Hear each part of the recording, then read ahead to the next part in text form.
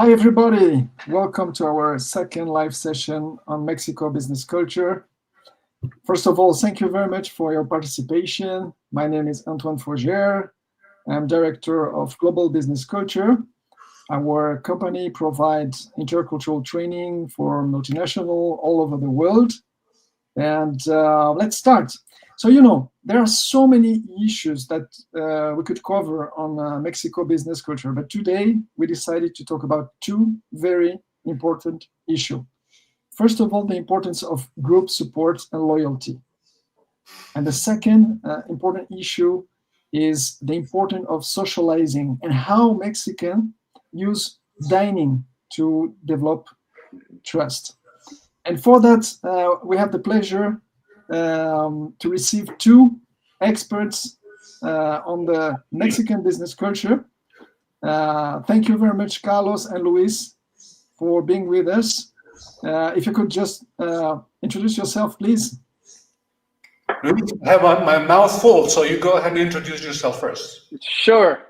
My name is Luis Gonzáles. I am Senior Consultant for Global Business Culture based here in Mexico City. I'm a U.S. American born and raised in Los Angeles, California, of Mexican descent, currently a Mexican resident, and dealing with and handling all of our different trainings and supporting organizations around the world doing business in Mexico. It's a pleasure to be here with you all. Yeah, thank you, Luis. And I am Carlos Ponce. I'm based out of the beautiful city of Cuernavaca in Mexico, and I'm part of Global Business Culture's business development team.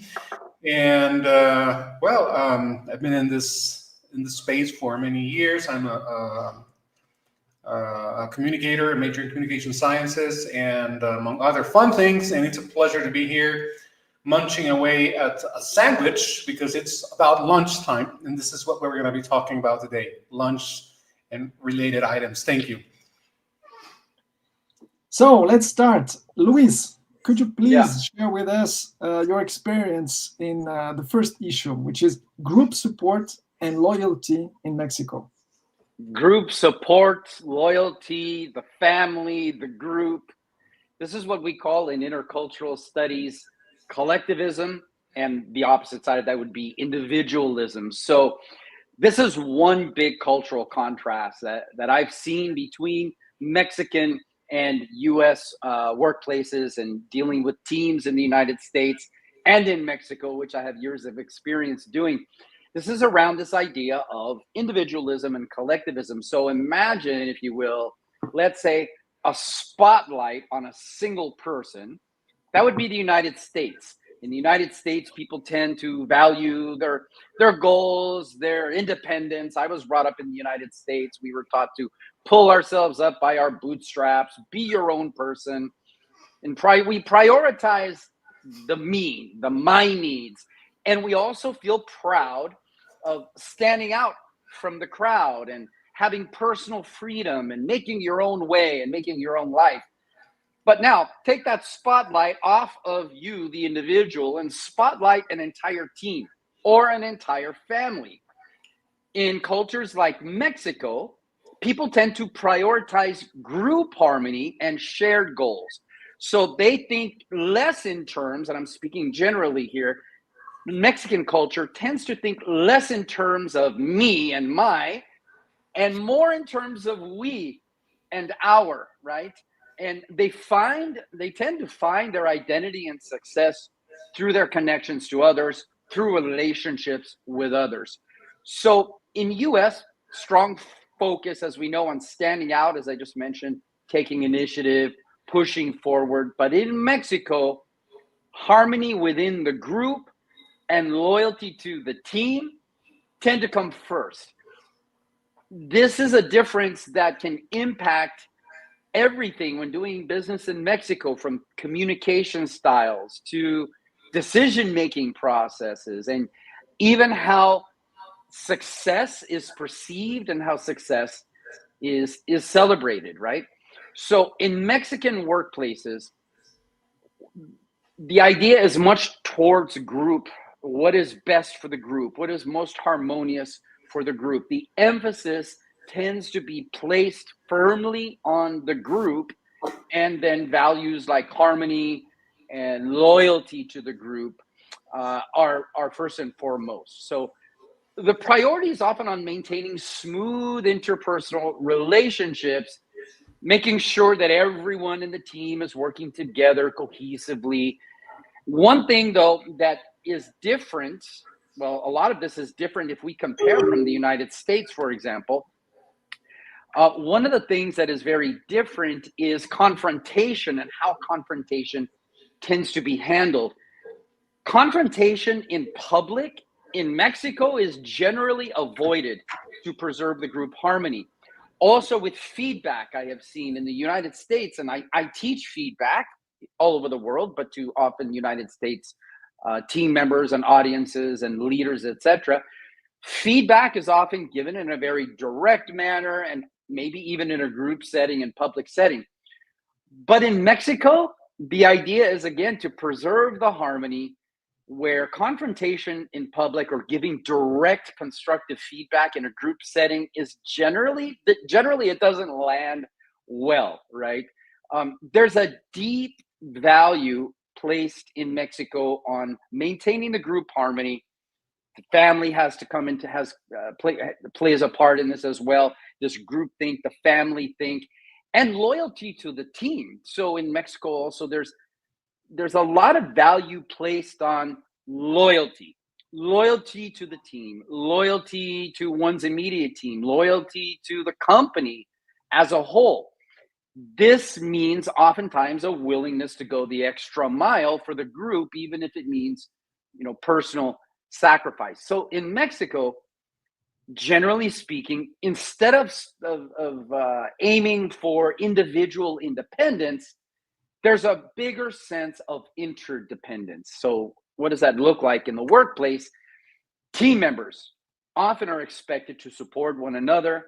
Help is readily offered and accepted. Success is often viewed as a collective achievement rather than my achievement. Now, I'm not saying it's always like that. I'm not painting a wide brush here, but Mexicans will tend to give the success or give the credit of the success to the team effort, to the group effort, rather than wanting or having, the spotlight, shined on one individual as the goal maker, if you will, right? And I hope that makes sense. So far, Antoine, so far so good. That's very interesting.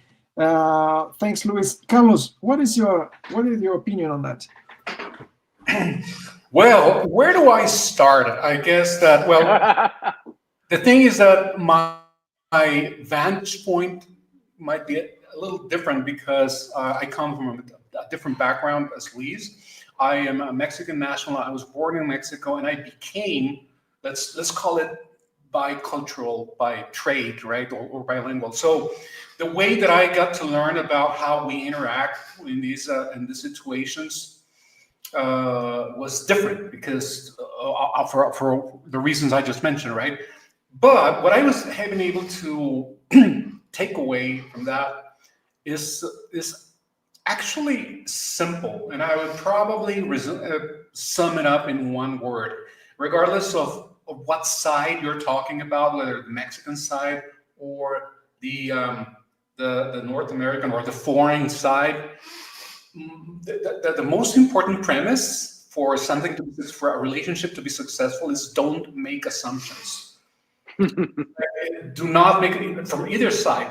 It's like, because also Mexicans, we also tend to make assumptions that when foreigners come into Mexico to conduct business or to do something, we kind of take for granted that they're going to respond in a certain way, ideally in a favorable manner to our ways, and that might not be the case.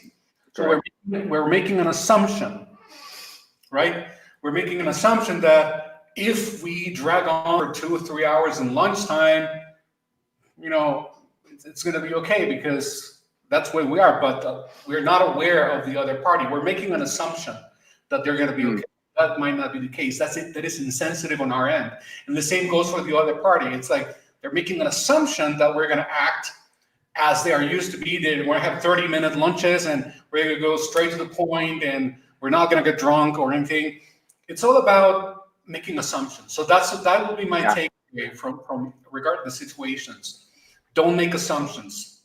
And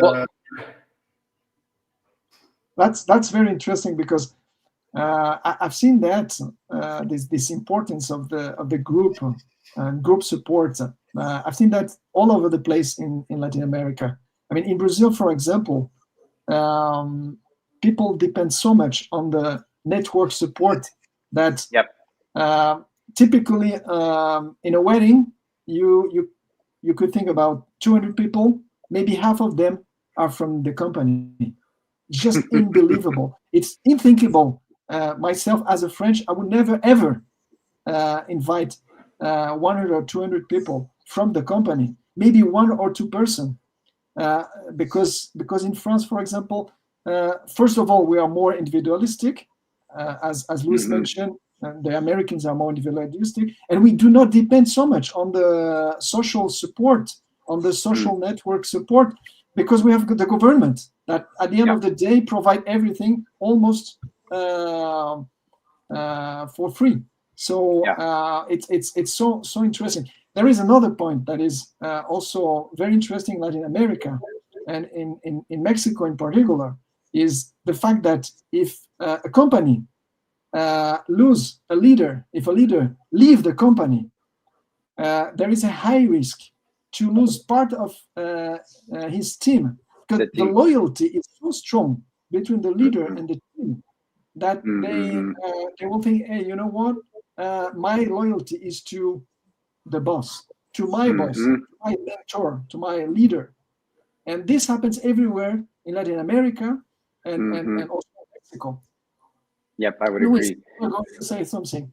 Yeah, I wanted to just, Carlos was mentioning assumptions, and as a cross-cultural trainer, we teach that we're all operating within our own cultural context, and 99% of the time we're not aware of it, and that leads to those assumptions that Carlos was talking about. We don't even think about it. We just assume that people are going to communicate or act in a certain way or operate in a certain way that we do, right? And then we come across people with different cultures, and that assumption is not met, or that expectation is not met. And that's what I have found in my experience of working across Mexican culture to US culture or anywhere else in the world. That's why I think, with regard to these assumptions Carlos mentioned, it's so important to upfront invest time with your Mexican counterpart. So if you're coming from the US or you're coming from anywhere else in the world and you're looking to do business in Mexico, or you're already doing the business in Mexico with a Mexican team or a Mexican organization, to avoid those assumptions, which then can then lead to damage trust and relationships, it's important to invest time up front, like during kickoff meetings or any kind of initial meetings between the foreign organization or the foreign team and the Mexican team, to align on expectations. And I'm not just talking about roles and responsibilities, but how are we going to work together? How often are we going to meet? How do we intend to share feedback? As I mentioned, in the United States, we give feedback, constructive feedback, openly and freely, and we're told to accept it as a gift. And as I also mentioned, in Mexico, it should be done maybe a little more one-on-one and not in a group setting. So how are we going to, share feedback? What's our expectation? How are we going to make decisions?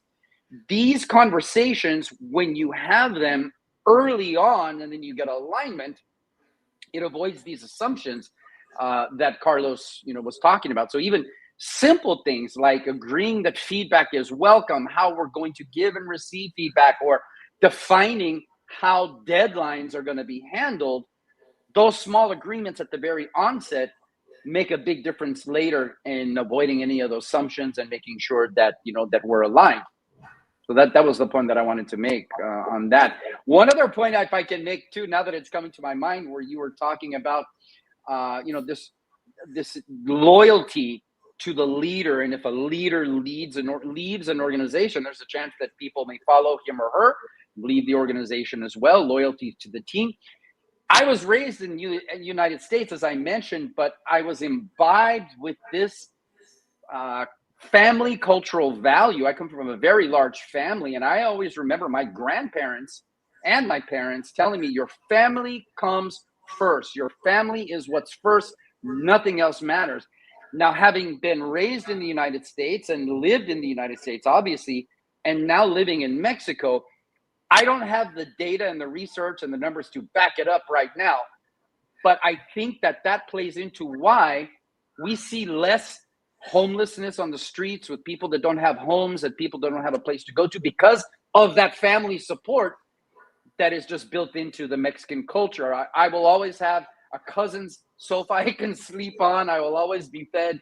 I will always be taken care of. Where in the United States, for example, as where I'm from, we're more individualistic. That has its pros, but also has its cons, meaning we don't have that network of support as strong as perhaps here in Mexico. So those are just 2 points that I wanted to make. Thank you. And you mentioned something very important, Luis. You mentioned that family, and then you're going to be fed. Right? Yeah, I won't go hungry. I will not go. No. Yeah. Which leads me into something. Hold on one second. This is going to get cold, so I want to grab a bite while it's still warm. Go ahead, Antoine. I'm sorry to interrupt you. No worries. You mentioned several times trust. Okay. Network support, family support is based on trust. And that's exactly the second very important issue that we would like to cover today, which is how to develop in Mexico through dining this trust. And I would like to hear you, Carlos. What is your experience on that in Mexico? Well, what I can tell you is that ever since I started like my professional life right after college, that was back in 89 or something, 90 approximately. Ever since I started like doing things professionally, of course the context was very different back then, right? So, but still, I remember that at that time, I wanted to launch a small advertising agency with some friends, and we did it. We, partnered up, and one of the ways that we conducted our business initially is we invited potential clients to have lunch. So, and not only was it a fun thing to do, it was enjoyable. But it's definitely something that the Mexican culture, the Mexican business culture, is very strongly imbued of, right? So you cannot. There could be exceptions, of course, right? Very large organizations that do not allow it because of its dynamics or whatever. But for the most part, that principle is still active. The fact, for example, that you and I, the three of us, are having a conversation while we're munching away at some delicacies here. It's part of that vibe. It's like, let's relax, let's enjoy the moment, let's open up, let's be candid, and of course, whether there's going to be alcohol present or not, that's entirely optional.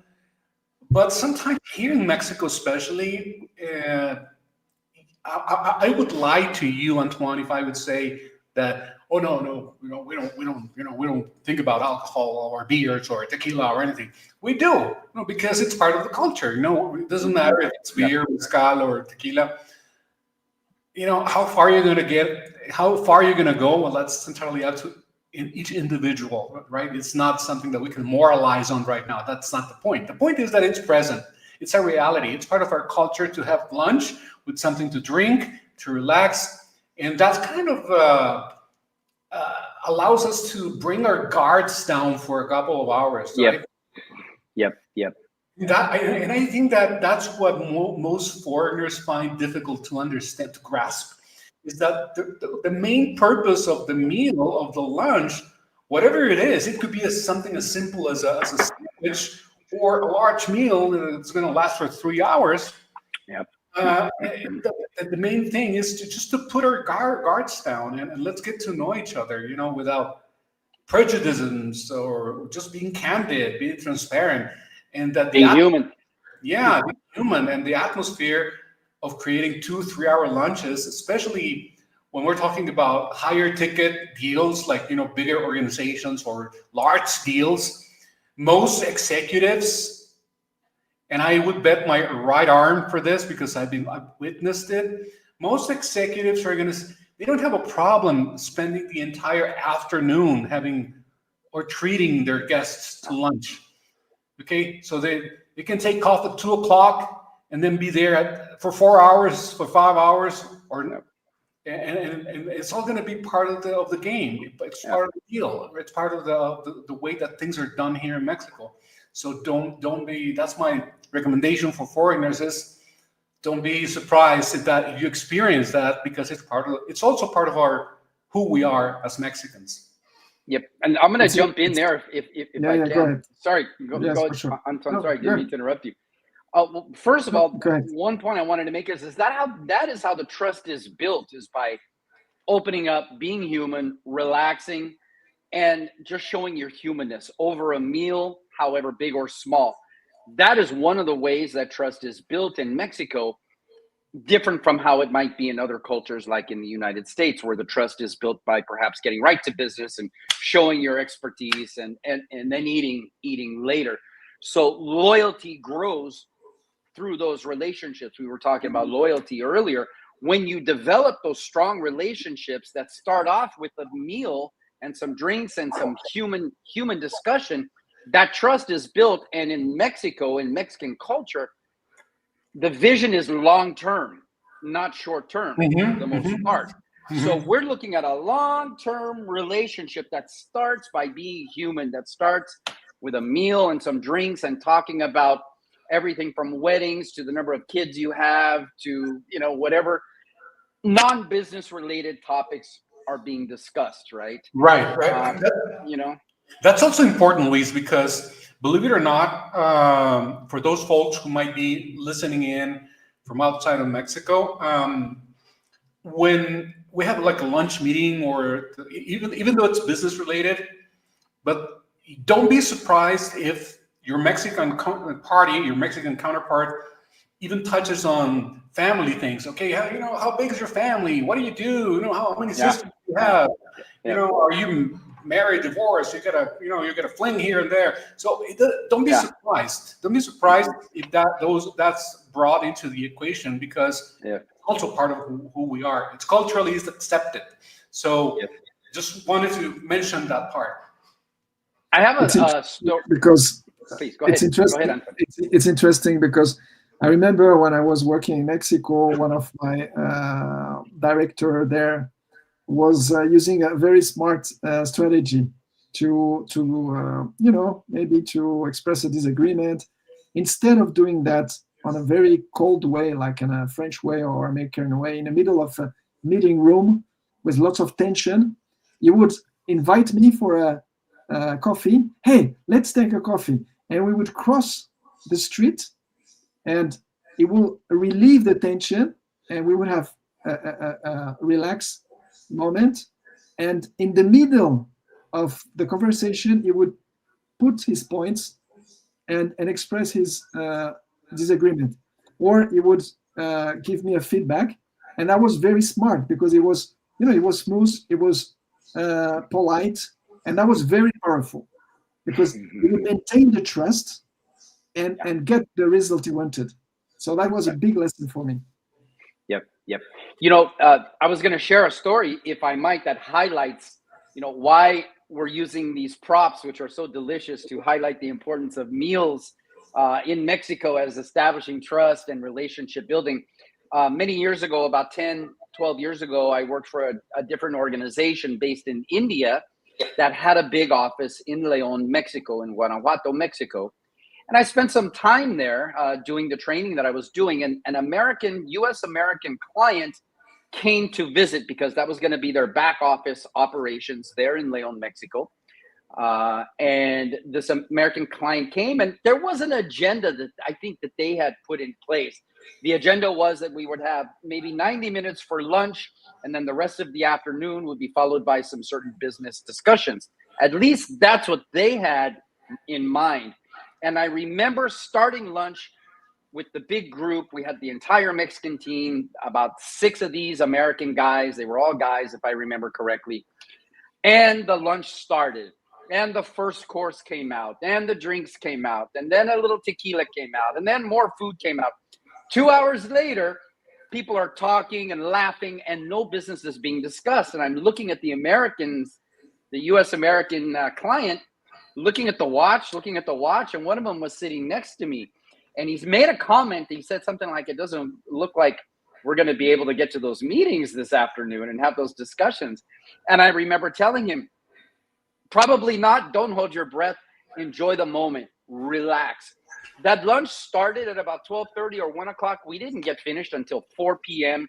There were no business meetings to be had, substantial business meetings after that. But I look at that, and I think Carlos would agree as well. Antoine, you probably too. That actually was a business meeting. We just didn't discuss the details of the business. Exactly. The business meeting was, we're going to establish some trust and build our relationship and get to know one another first as human beings.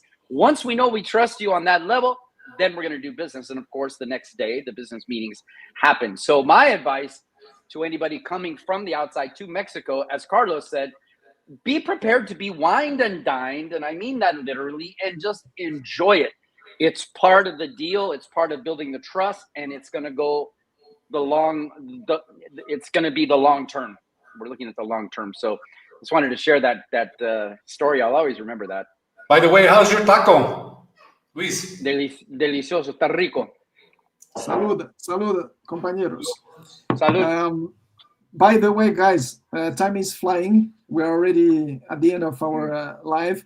What would be your, last thoughts, Carlos, on that? I guess that if I had to choose some final words of wisdom for the public, if I may, right? That's pretentious on my side. But anyway, I think that being mindful of our differences at all times, I think it's of the essence in order to be successful in business. Just be mindful. Be mindful, and also I would probably say that it is also important, besides being mindful, besides making no assumptions, to be clear on the objectives of the meeting or the relationship, not the meeting, the relationship. But at the same time, to take the relationship seriously, but in a light manner. What do I mean by this? There's a phrase that I really like by J.K. Chesterton, a writer and a philosopher that I kind of fancy, and I quote him on this phrase sometimes. And his phrase was, "Angels can fly because they take themselves lightly." Lightly, right? So that would probably be my final word. Would be, take yourself lightly. If you have a business connection, a business lunch, take yourself lightly, because at the end of the day, what Luis said, enjoy the moment and just learn how to embrace that moment as an experience by itself, regardless of the outcomes. Yep. That would be probably my 2 cents. I would add to that, if I can, Carlos, sense of humor. We Mexicans have sense of humor. Yeah, exactly. So bring your sense of humor as well. Sense of humor. There you go. Yeah. I mean, of course, you need to be also mindful of your own sense of humor, because not everybody's open to, especially when, like me, I tend to be very corrosive and rancid when I'm in certain occasions. So I kind of overdo myself sometimes. Just try to tone it down a little bit until you get comfortable, right? Sure. Yeah, that will probably be it. So that's my take, Antoine. Thank you very much, Carlos and Luis, for your insights and for sharing your experience. Sure. We're already at the end of our session. I really want to thank all the participants. I hope this was useful. And if you are doing business in Mexico, please contact us. I suggest you to follow our LinkedIn page where you will find. Yep. Exactly. You will find far more content on Mexico business culture. And we look forward to meeting you on the next live on Mexico. Thank you very much. Have a great week. Bye-bye. Thank you, everybody. Take care, everybody. Bye. Bye.